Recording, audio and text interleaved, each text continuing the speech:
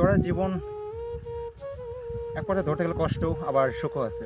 তাই? কারণ নিজের এলাকা, নিজের মাটি, আচ্ছা। যাই করি না ভাঙলে পরে ভালো লাগে আর কি।